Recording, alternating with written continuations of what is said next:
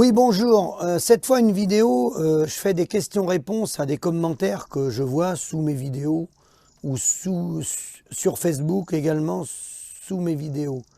Donc, il y a des commentaires qui sont faits. Il y avait un débat l'autre jour qui s'ouvrait sur l'utilité des chambres d'agriculture. Alors moi, mon avis sur l'utilité des chambres d'agriculture, compte tenu de la politique qui a été conduite par les chambres d'agriculture ces 40 dernières années, puisque ces gens-là ont validé le modèle ultralibéral, la concentration des exploitations, la disparition d'une grande partie des paysans, puisqu'on va rester moins de 400 000 et puis on va bientôt descendre à moins de 300 000. Moi, je pose la question. Certains disent quelle est l'utilité des chambres d'agriculture? Pensez-vous qu'elles sont performantes? Pensez-vous qu'elles ont encore leur utilité? Quel rôle elles jouent? Est-ce qu'elles accompagnent bien les agriculteurs? Est-ce qu'elles répondent aux demandes du terrain?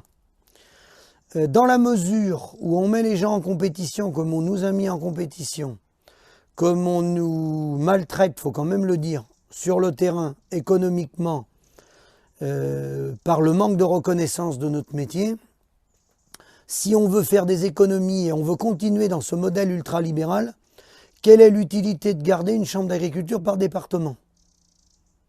Dans la mesure où ces gens-là ont incité, validé et poussé à aller vers toujours plus vite, plus grand, plus fort, plus performant, compétition européenne, compétition mondiale, quel est l'intérêt de garder une chambre d'agriculture par département?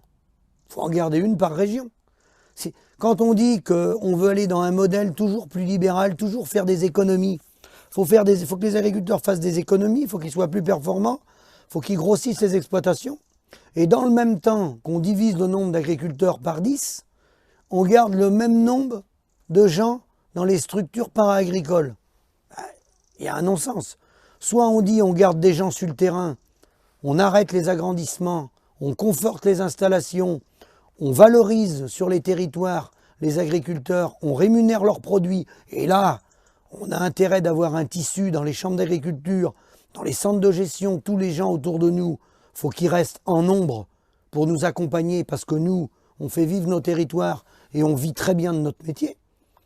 Mais là, comme on est dans la spirale inverse, qu'on va toujours vers plus d'agrandissement, toujours plus de compétition, faut être cohérent jusqu'au bout. Si on le fait pour un métier, on le fait pour tous les métiers. Voilà la réponse. Alors après, j'en ai vu un qui faisait des commentaires en disant qu'on remet en cause les structures, on remet en cause le para-agricole, mais qu'avant de remettre en cause le para-agricole et les chambres d'agriculture, faut commencer par apprendre à gérer son exploitation. Tous les gens qui ont des leçons à nous donner sur les gestions d'exploitation, ils sont les bienvenus. Je laisse mon adresse tout de suite, philippe.grégoire22@gmail.com. Pourquoi? C'est très important, très urgent même. Nous, le SAMU social agricole national, on a des relais dans une grande partie des départements et on a des gens de façon bénévole qui essayent de filer des coups de main à ceux qui ont des problèmes, qui sont très vastes, qui peuvent être des litiges entre propriétaires, qui peuvent être des difficultés économiques, c'est très vaste, mais beaucoup de difficultés économiques.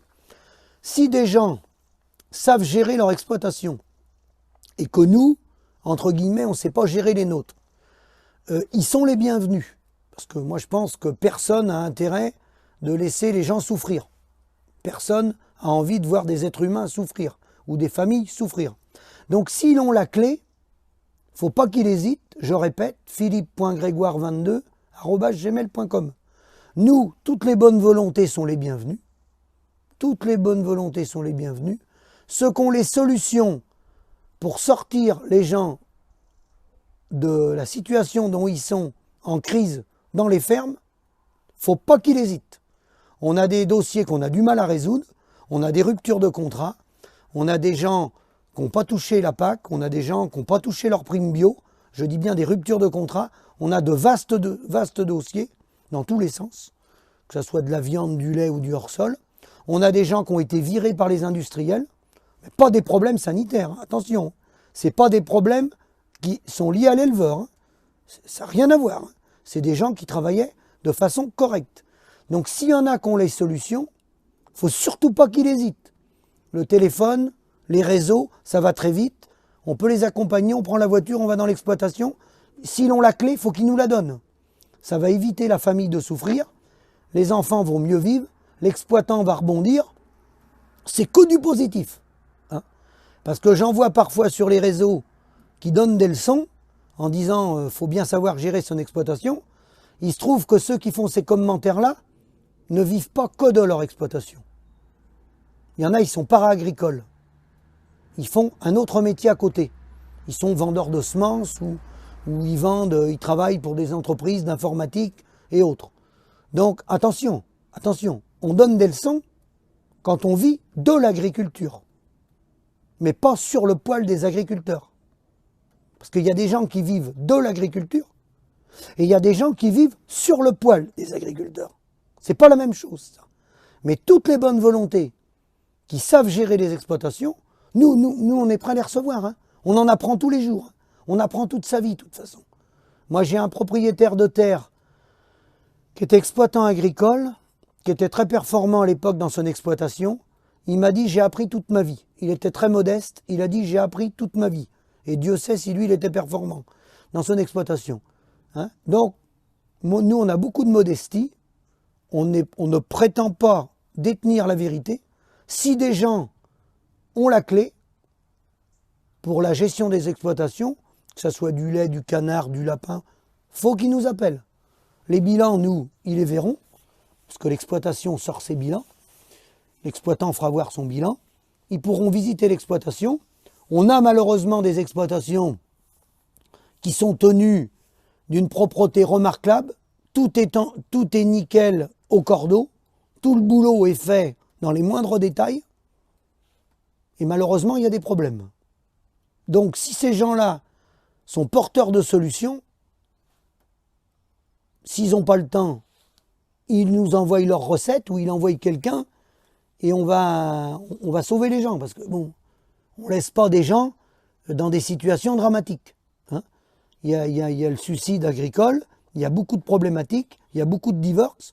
Si quelqu'un a la solution, nous sur le terrain, on y travaille. On a des nutritionnistes qui travaillent avec nous sur certains départements et on a dépanné beaucoup de gens, du bénévolat. Des fois, c'est pas grand-chose. On peut donner des relais, on peut donner des conseils, on fait ce qu'on peut. Voilà. C'est pas toujours possible. On ne connaît pas tout. Après, nous, on s'accompagne d'agriculteurs qui connaissent les productions.